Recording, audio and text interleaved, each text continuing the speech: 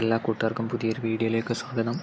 ഇന്നത്തെ വീഡിയോയിൽ നമ്മൾ പഠിക്കാൻ പോകുന്നത് കഴിഞ്ഞ ക്ലാസ്സിൽ പഠിച്ചതിൻ്റെ ബാക്കി ഡിഫറൻസിയേഷൻ്റെ രണ്ടാം പാർട്ട് വീഡിയോ ആണ്. സോ വീഡിയോയിലേക്ക് കടക്കാം. ഇന്ന് നമ്മൾ വർക്കൗട്ട് ചെയ്യാൻ പോകുന്ന ക്വസ്റ്റ്യനിൽ ആദ്യത്തെ ക്വസ്റ്റ്യൻ y = 1 x⁻⁴.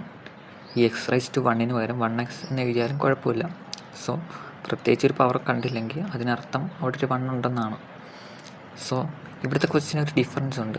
കഴിഞ്ഞ പ്രാവശ്യം x⁻⁴, x⁵, y⁻⁴, y⁸ അങ്ങനെ മാത്രമേ ഉള്ളായിരുന്നു. സോ ഇപ്പോൾ എക്സ് ആയാലും വൈ ആയാലും അതിന് മുമ്പ് ഒരു നമ്പർ കൂടെ വരുന്ന കണ്ടീഷനിൽ എന്ത് ചെയ്യണമെന്ന് പഠിക്കുന്നത്. നോർമലി dy/dx എഴുതണം.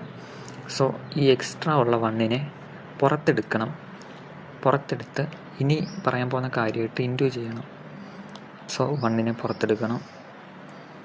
1നെ പുറത്തെടുത്ത ശേഷം ഇത് വൈയുടെ സ്ഥാനത്ത് x⁻1 ഇട്ട് കൊടുക്കണം. സോ x⁻1 എന്ന് പറയുന്നതും x എന്ന് പറയുന്നതും സെയിമാണ്. dx മേളിലും താഴെ, അപ്പോൾ dx എന്ന് വരും. ഏതൊരു വാല്യൂവിനെ അതുകൊണ്ട് തന്നെ ഡിവൈഡ് ചെയ്ത് കഴിഞ്ഞാൽ 1 ആണല്ലോ ഉത്തരം. ആ 1 ഇൻറ്റു നമ്മൾ പുറത്തെടുത്ത 1 = 1.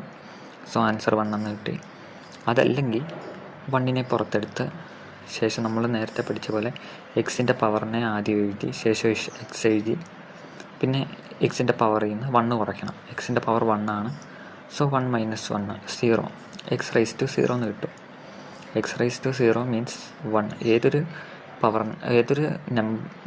വാല്യൂവിൻ്റെയും പവർ 0 ആണെങ്കിൽ അത് 1 ആകും. സോ ഈ വെളിയിലിറക്കിയ 1 ഇൻറ്റു ഈ 1.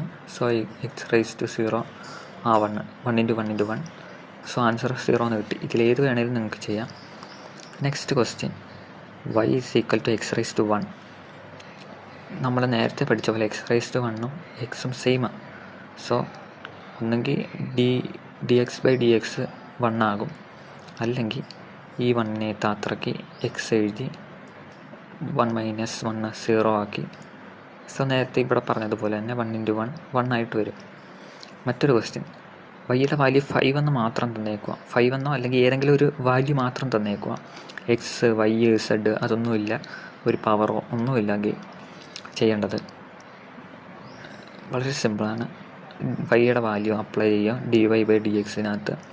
സോ d5/dx എന്ന് കിട്ടി. ഇങ്ങനെ ഏതെങ്കിലും ഒരു വാല്യൂ മാത്രമാണ് വരുന്നതെങ്കിൽ നിങ്ങളൊന്നും ചെയ്യേണ്ട, കണ്ണടച്ചവിടെ 0 ഇട്ടോ. ഇപ്പം വൈയുടെ വാല്യൂ 5 ആയതുകൊണ്ട് 0 വരും. വൈയുടെ വാല്യൂ ഇനി 12 ആണെന്നിരിക്കട്ടെ, 12 ആകുമ്പോഴും 0 വരും. വൈയുടെ വാല്യൂ 10 ആണെങ്കിൽ 0 വരും. 200 ആണെങ്കിൽ 0 വരും. എന്തുമായാലും ഒരു വാല്യൂ മാത്രമാണ് വരുന്നതെങ്കിൽ